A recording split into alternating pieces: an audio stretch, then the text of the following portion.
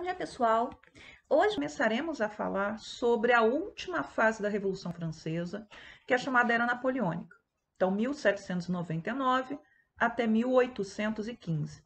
Talvez alguns livros didáticos, alguns materiais que vocês tenham acesso em preparação para o vestibular, separe a Era Napoleônica dizendo que não é Revolução Francesa. Isso é uma opção válida, não está errado isso. Porém, da forma como nós dividimos o nosso conteúdo aqui no Colégio Militar, nós consideramos que a Revolução Francesa ela começa em 1789 e ela segue até 1815 com a última derrota de Napoleão, ok? Então vamos lá. O período napoleônico ele é muito importante para a França. Então Napoleão ele foi uma série de coisas. Ele é um mito político. Então, ele é uma daquelas figuras que se perpetuam na memória coletiva como um grande líder ou como objeto, né, até de deboche. É muito comum você ver em alguns desenhos animados Napoleão aparecendo normalmente em situações de humor, ele é lembrado em filmes, mas ele, na sua época e nas décadas posteriores à sua derrota, ele era visto como um fenômeno, alguém que merecia toda a admiração, mesmo daqueles que o odiavam. Ele foi um grande chefe militar, um grande estrategista militar e também um estadista. Então, ele nasceu em 1769 e vai morrer em 1821. Napoleão vai construir uma carreira que dependeu exclusivamente das transformações da Revolução Francesa. Então, quando acontece a Revolução, ele estava completando lá os seus 20 anos. Como ele não era um indivíduo oriundo da alta nobreza, ele vinha da província, ele vinha de fora, alguns vão dizer, né, de fora da França, Napoleão dificilmente teria se alçado ao posto de general se a Revolução não tivesse aberto oportunidades para jovens competentes, para jovens que percebessem as oportunidades e as aproveitassem. Por quê? Porque no antigo regime, o que acontecia? O que era a regra? A regra era que esses altos postos militares fossem reservados para membros da alta nobreza. Então, muitas vezes, um rapaz de 15 anos, filho de um conde, filho de um duque, filho de um marquês, era mandado para o exército e já chegava no exército com patente de capitão, de coronel. Até mais, até. Então, a revolução, ela cria um ambiente, né, que torna possível a ascensão daqueles que observam as oportunidades e Napoleão observou essas oportunidades. Mas vamos lá.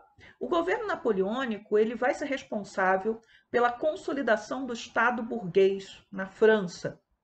Importantíssimo. Isso pode estar num concurso, numa prova? Pode. E vai construir toda uma estrutura institucional que, em certa medida, continua presente até hoje na França.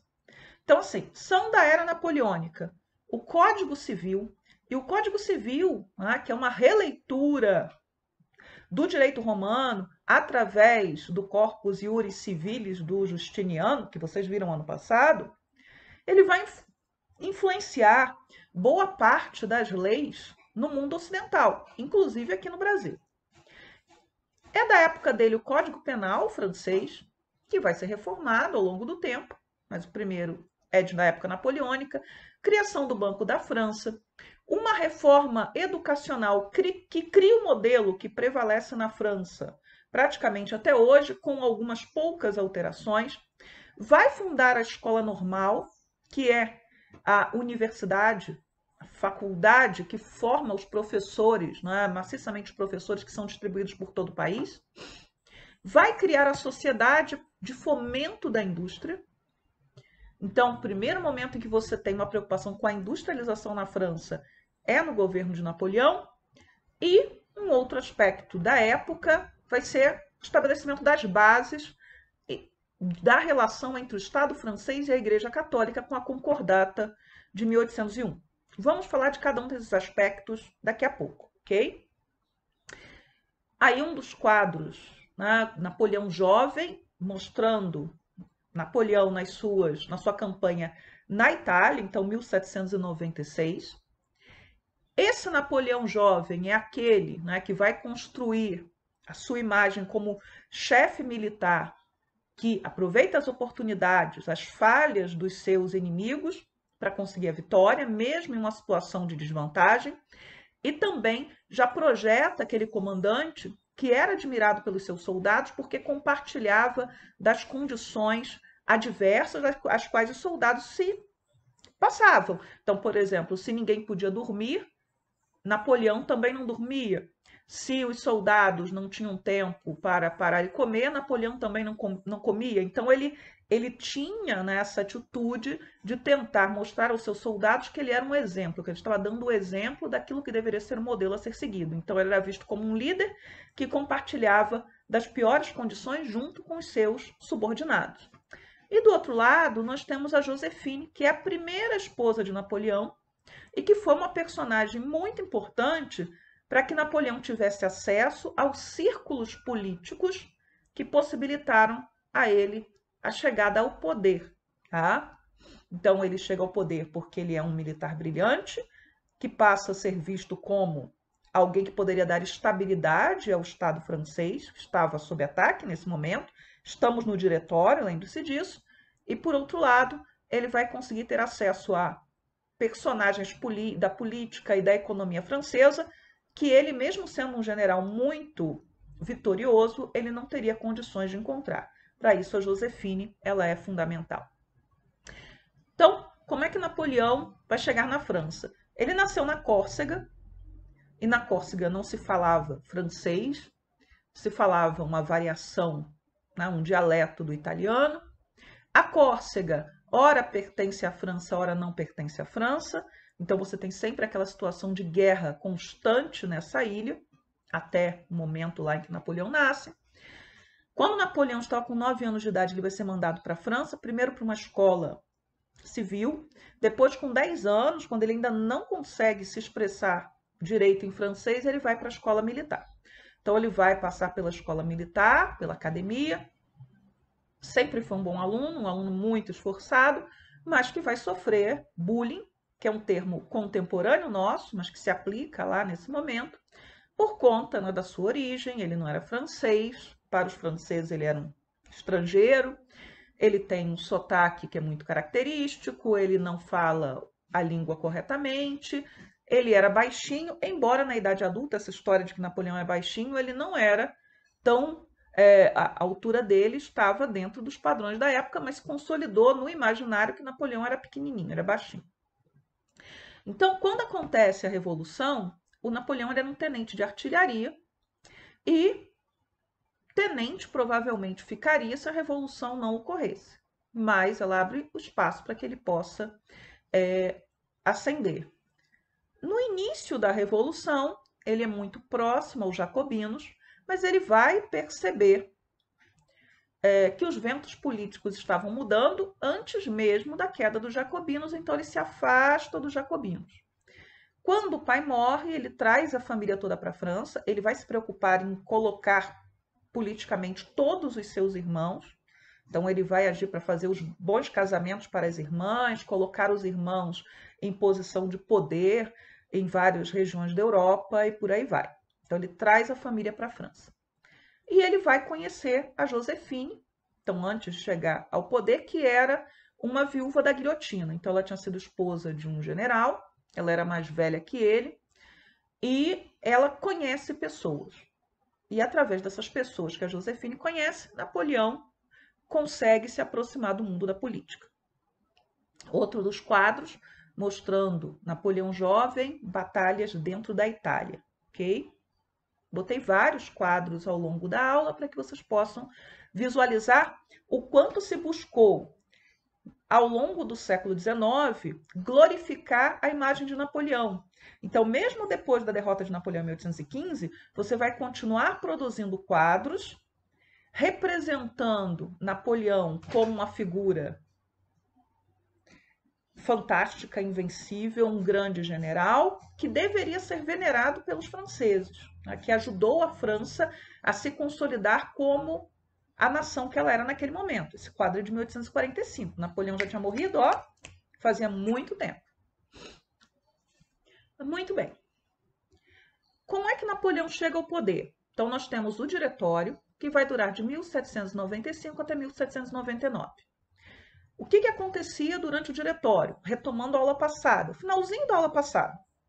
O Diretório, que é esse governo que se estabelece depois da Convenção Girondina, ele tem dois inimigos principais. De um lado, as forças populares, que participaram ativamente da Revolução, mas que foram excluídas da participação política, do direito de voto, e que querem retomar o poder.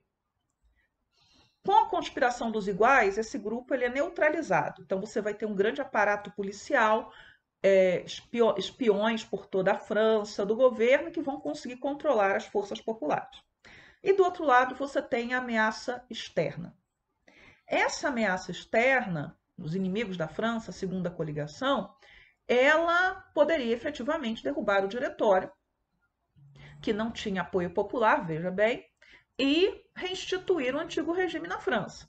Então, você precisava fazer alguma coisa. Então, era um governo fraco, a inflação estava muito alta, o que torna, né, deixa a população ainda mais ansiosa e insatisfeita, e esse governo do Diretório era acusado de corrupção.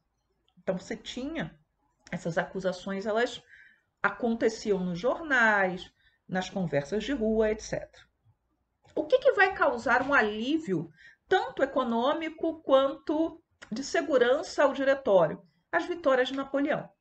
Então, se antes a França era atacada no seu território, agora a França consegue ser vitoriosa dentro da Itália.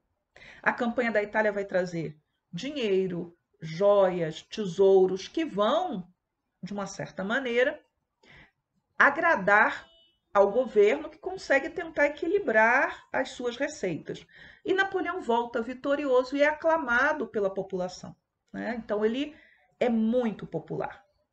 Bem, apesar dessa situação de vitória na Itália, de um Napoleão popular, de um respiro para o governo, o triunfo na Itália ele não vai ser suficiente, porque a França, ela consegue essa vitória terrestre, mas ela ainda não é uma potência, ela não derrotou ainda no campo de batalha, a não ser dentro do seu próprio território, lá atrás na primeira coligação, nem Áustria, nem Prússia, nem Rússia, e a Inglaterra tem o domínio do mar. Então, quando a França tenta tomar o Egito, a Inglaterra derrota os franceses, ok? Falando dessa campanha no Egito, né, que foi liderada por Napoleão, e abrindo aí um buraquinho para falar de algo que transcende Napoleão, foi quando os franceses estiveram no Egito que foi descoberta a que ficou chamada como Pedra Roseta. Essa Pedra Roseta, ela possibilitou a chave para que se começasse a decifrar os hieróglifos egípcios. Então, sempre é uma sorte muito grande em arqueologia quando você encontra um documento que tem várias colunas de texto, em que pelo menos uma dessas colunas de texto é numa língua que é conhecida. Então, a Pedra Roseta, ela tinha 3 colunas. Uma em grego, então uma língua conhecida por parte dos estudiosos da época, outra em demótico, que é a versão da escrita mais popular, demótico quer dizer isso, né, em grego, popular, da escrita egípcia, e uma outra coluna em hieróglifos. E aí um jovem chamado Champollion vai se debruçar sobre esse documento, essa pedra, e vai conseguir iniciar, compreender o texto escrito em hieróglifos egípcios. Então, a campanha de Napoleão no Egito foi um fiasco em termos militares, porém trouxe para a França e para o mundo a Pedra Roseta, que possibilitou decifrar a língua dos antigos egípcios. Ou melhor dizendo, a escrita dos antigos egípcios. Vamos lá.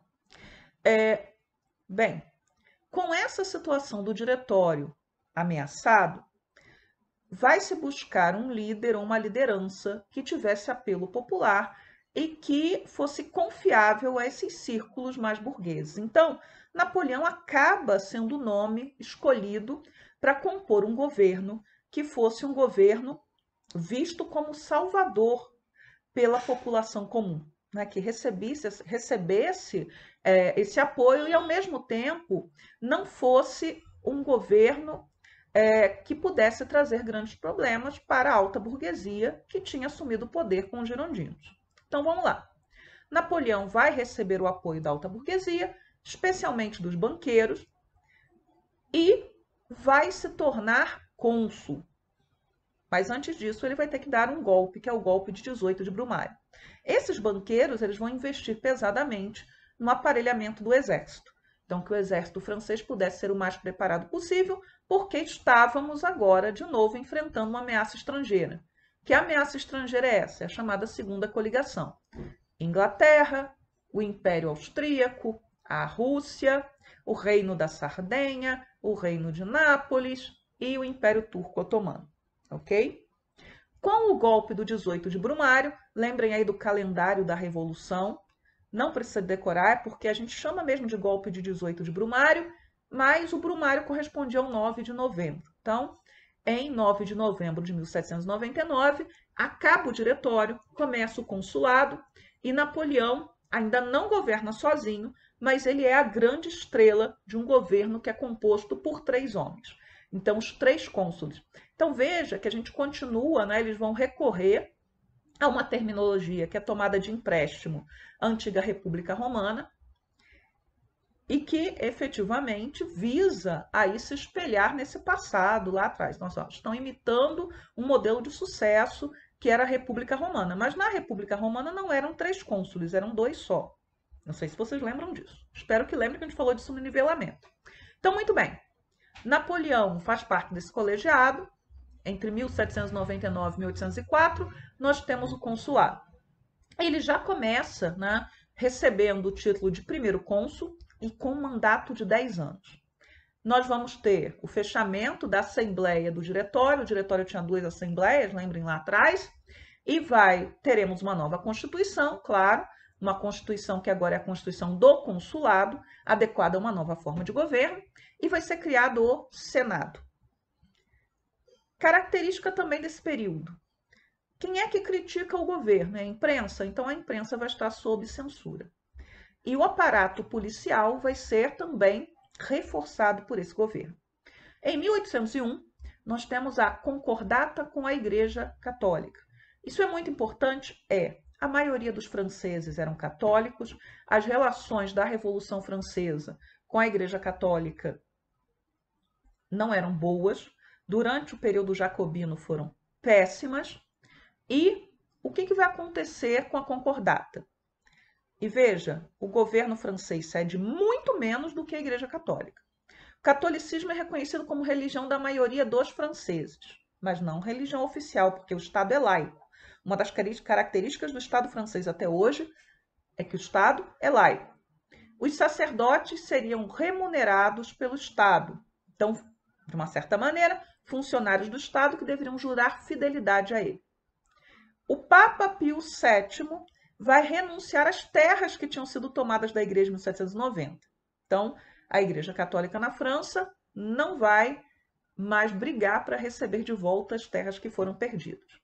E vai ser estabelecida tanto a liberdade de culto quanto a separação entre Igreja e Estado. Então, o Estado permanece laico, mas a partir de 1801, a Igreja Católica pode atuar com maior liberdade na França e é reconhecida como a Igreja Oficial dos franceses. Muito bem. Uma coisa que a Revolução Francesa ajudou foi a tornar as relações entre a Igreja Católica Apostólica Romana e a Inglaterra menos agressivas, mais próximas. Por quê?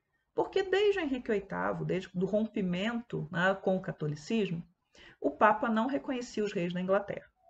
Não os reconhecia, inclusive havia, né, a expectativa de que os monarcas ingleses pudessem ser substituídos por católicos seja da linhagem Stuart ou outros, quando fosse possível, e que isso era encarado como algo adequado, correto e bem visto pela Igreja Católica. Por outro lado, o governo inglês, mesmo com a Revolução Gloriosa, continuava impedindo os católicos direito pleno à cidadania, posse de terra e mesmo a prestarem um culto público. Então, a Revolução Francesa, o rompimento da França com a Igreja Católica, a perseguição feita aos católicos, aos sacerdotes, principalmente, dentro da França, e a situação, né, em que o Papa se viu colocado, fez com que você começasse a ter conversações entre o governo inglês e o papado. Então, os papas vão reconhecer os reis da Inglaterra, vão suspender, inclusive, antigas ordens, né, que possibilitavam o assassinato do rei da Inglaterra, não implicaria na ida para o inferno do católico que assim procedesse. Então, questões ainda lá da época das reformas religiosas, e vão garantir, por exemplo, em 1791, o direito de que os católicos pudessem prestar o culto público na Inglaterra. Então, ter igrejas que poderiam ser identificadas como tal, etc, etc, etc. Em 1802, nós temos um plebiscito que dá a Napoleão o título de cônsul vitalício. Então, dentro do consulado, Napoleão vai se fortalecendo até se consolidar como o único governante da França. Então, falando aqui, 1800, criação do Banco da França, o franco torna-se moeda padrão, já tinha sido criado lá atrás. Por que moeda padrão? Porque aquelas ordens de crédito que começaram a circular durante a Revolução Francesa, a assignats, eu não sei como pronunciar isso, tá? Mas tem um textinho lá no AVA, pequenininho, explicando o que é. Tá? Vão sair de circulação definitivamente. Então, você tem o controle da emissão de moeda. Quanto menos moeda você tem circulando, mais essa moeda vale. Isso é um princípio usado até hoje. E a inflação ela vai sendo reduzida com medidas econômicas como essa e outras que serão tomadas. Vai ser criada a Sociedade para o Fomento da Indústria. E aí vejam bem, na França, a industrialização dependeu da ação do Estado.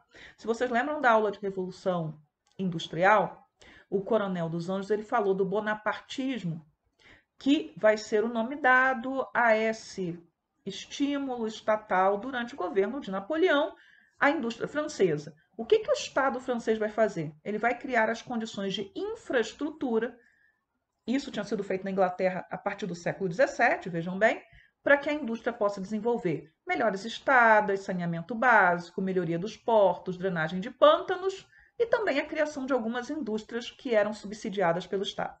Nós temos uma reforma educacional, então o ensino público ele deveria ser homogêneo.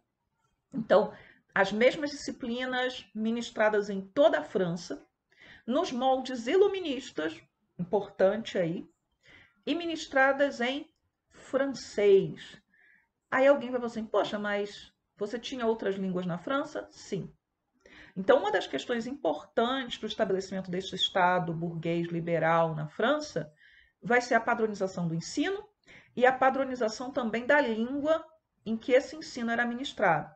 Bretões, então a Bretanha é um território, né, a Península Armórica é a região mais ocidental da França, aquela pontinha, né, que se projeta ali no Atlântico Norte. Na Bretanha, você se falava bretão. E você vai começar a ter no século XIX uma repressão tentando impedir que os bretões falassem bretões. No sul da França, você tinha outras línguas que eram faladas. Na Córcega de Napoleão, não se falava francês. Então, a educação, para você ir para a escola, você já tem que saber francês, porque a educação vai ser feita em francês. E o objetivo dessa nova escola é formar cidadãos. E para que você tenha uma nova escola, você tem que ter professores que sejam formados nesse novo modelo. É para isso que serve a escola normal, tá? Que vai ser criada lá atrás com os jacobinos, mas que só vai ser posta para funcionar de fato com regras durante o governo de Napoleão. Algo importante, Napoleão era muito popular entre os camponeses e a sua queda se deu também quando ele perde essa popularidade. Então, governo do consulado, camponeses, 3 milhões de camponeses recebem seu título de terra. Então, camponeses com direito à terra e o documento dizendo que eles são donos dela. Eles vão adorar esse governo, tá? Porque uma das questões fundamentais em qualquer, nas demandas do campesinato é exatamente o acesso à terra e a posse da terra. E durante o governo do consulado se volta, né, a reforçar que existe uma lei que é igual para todos. Então, ainda que o governo do consulado não seja um governo controlado por forças populares, ele tem uma preocupação muito grande com as bandeiras, que eram as bandeiras da Revolução. E daqueles grupos que defendiam a igualdade entre todos os homens. Igualdade o quê? Econômica? Não, jurídica. Tá? Isso é muito importante. Igualdade diante da lei. Bem, Napoleão ele vai derrotar a segunda coligação e vai reorganizar os estados italianos para atender os interesses dos franceses. Então, vários, por exemplo, generais franceses vão receber terras, né, domínios dentro da Itália. O irmão de Napoleão, José, vai governar parte da Itália e a paz com a segunda coligação vai ser firmada em Amiens. É um cessar-fogo principalmente com a Inglaterra, e aí está enfatizado, economicamente enfraquecida. Alguém fala, poxa, mas a Inglaterra não era grande potência industrial. Gente, lembra o seguinte, ó, a Inglaterra passou pela Guerra dos 7 Anos, ela ganhou, legal. Depois a Inglaterra não venceu a Revolução Americana, perdeu para os colonos, para os franceses, e a Inglaterra está se desgastando em guerras com a França desde a primeira coligação. Então, por mais recursos que a Inglaterra tivesse, esse envolvimento, né, em guerras ao longo de décadas já vai ter impactos no país, vai produzir uma certa crise econômica, além de outros problemas. E a França está militarmente fortalecida. Essa posição de força da França vai fazer com que Napoleão se sinta seguro para expandir o território francês. Então ele vai ocupar a Holanda e a Bélgica, e eu falei Bélgica aqui, mas a Bélgica não existe como país, ela ainda vai ser criada, e a gente vai ver isso no segundo trimestre. E a Espanha vai fazer uma aliança com a França para evitar que o seu território seja ocupado. Isso não vai dar muito certo, mas a gente só vai ver isso na próxima aula sobre Napoleão. Bem, em 1803, Napoleão vai vender a Louisiana para os Estados Unidos, um território riquíssimo que vai ser vendido a um preço muito baixo. Qual era o temor de Napoleão? Ele está muito preocupado com as guerras dentro da Europa, com a situação dentro da Europa. Ele não tem como defender essa colônia. Ou ela seria ocupada pelos ingleses ou ela seria ocupada pelos norte-americanos. Então ele vendeu, conseguiu algum lucro para a França com isso. E teremos em 1804 um novo plebiscito. Dessa vez perguntando à população se eles queriam que Napoleão fosse imperador. Pergunto a vocês, acabou a República? Não. Lembrem do modelo lá do Império Romano. O imperador romano nunca foi chamado de imperador. Ele era o príncipe, ele era o cônsul vitalício, ele era, né, o príncipe, quer dizer, primeiro dos cidadãos. Então a ideia, né, mesmo que o império não fosse mais república, que era uma continuidade, o império era uma continuidade da república. E essa ideia vai ser revivida aqui com Napoleão. Bem, talvez a realização napoleônica de maior influência no mundo inteiro é o chamado Código Civil, de março de 1804, ou Código de Napoleão, Código Napoleônico. Então vai ser o primeiro conjunto de leis aplicável a toda a França. Então ele é universal nesse sentido. Ele usa como base o direito romano. A partir do quê? Do Corpus Iuris Civilis de Justiniano, que vai codificar lá no século VI o que tinha restado de direito romano, as novas leis bizantinas, e que isso vem para a Europa no final da Idade Média. E também em leis posteriores que foram reescritas para se adequar a esse novo governo. Duas características do código. Ele era racional, então não era um negócio cheio de detalhes, mirabolante, e que era pensado para ser de fácil acesso ao cidadão comum, para que todo mundo pudesse entender.